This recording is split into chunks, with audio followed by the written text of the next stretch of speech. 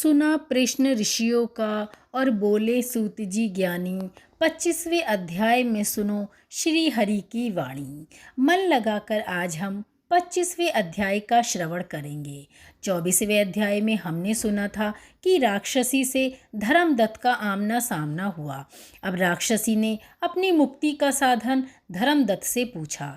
अब धर्मदत्त जी का कथन 24वीं कथा का आगे वर्णन सुनिए। कथा महात्म्य 25वें अध्याय में। तीर्थ में दान और व्रत आदि सत्कर्म करने से मनुष्य के पाप नष्ट हो जाते हैं, परंतु तू तो प्रेत के शरीर में है, अतः उन कर्मों को करने की अधिकारिणी नहीं है। इसलिए मैंने जन्म से लेकर अब तक जो कार्तिक का व्रत किया है उसके पुण्य का आधा भाग मैं तुझे देता हूँ, तू उसी से सद्गति को प्राप्त हो जा।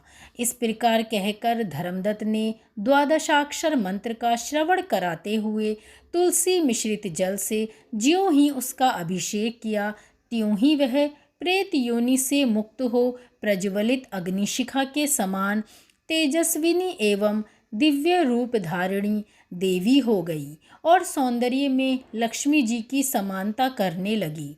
तदंतर उसने भूमि पर दंड की भांति गिरकर ब्राह्मण देवता को प्रणाम किया और हर्षित होकर गदगद वाणी में कहा, हे द्विज श्रेष्ठ, आपके प्रसाद से आज मैं इस नरक से छुटकारा पा गई हूँ। मैं तो पाप के समुद्र में डूब रही थी और आप मेरे लिए नौका के समान हो।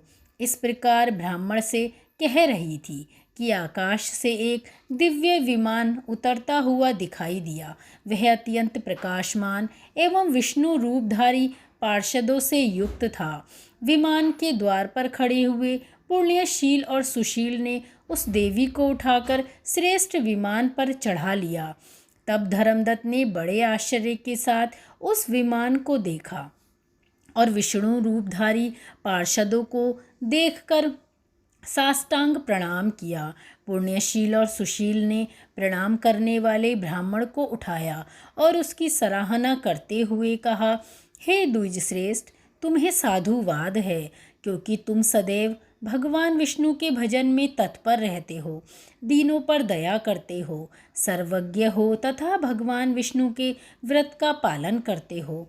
तुमने बचपन से लेकर अब तक जो कार्तिक व्रत का अनुष्ठान किया है उसके आधे भाग का दान देने से तुम्हें दूना पुण्य प्राप्त हुआ है और सैकड़ों जन्मों के पाप नष्ट हो गए हैं। अब यह बैकुंठ धाम में ले जाई जा रही है। तुम भी इस जन्म के अंत में अपनी दोनों स्त्रियों के साथ भगवान विष्णु के बैकुंठ धाम को जाओगे और मुक्ति को प्राप्त करोगे। धर्मदत्त, जिन्होंने तुम्हारे समान भक्तिपूर्वक भगवान विष्णु की आराधना की है वे धन्य और कृतकृत्य हैं। इस संसार में उन्हीं का जन्म सफल है। भली भांति आराधना करने पर भगवान विष्णु देहधारी प्राणियों को क्या नहीं देते हैं।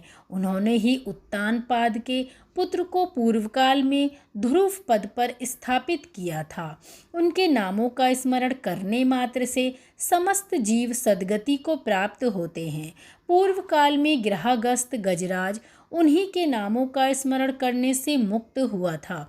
तुमने जन्म से लेकर जो भगवान विष्णु को संतुष्ट करने वाले कार्तिक व्रत का अनुष्ठान किया है उससे बढ़कर न यज्ञ, न कोई दान और न ही तीर्थ है।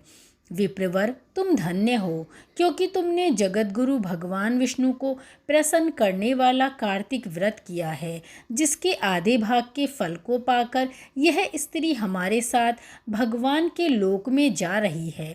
तुम धन्य हो। जय श्री हरि भक्तों। तो हमने सुना ये 25वें अध्याय का कथा महात्म्य, जिसके पढ़ने और सुनने मात्र से ही इंसान को मोक्ष की प्राप्ति होती है और श्री हरि विष्णु के चरणों में परम पद प्राप्त होता है। आगे की कथा महात्म्य सुनने के लिए जुड़े रहिए कहानी सुनो के साथ। धन्यवाद।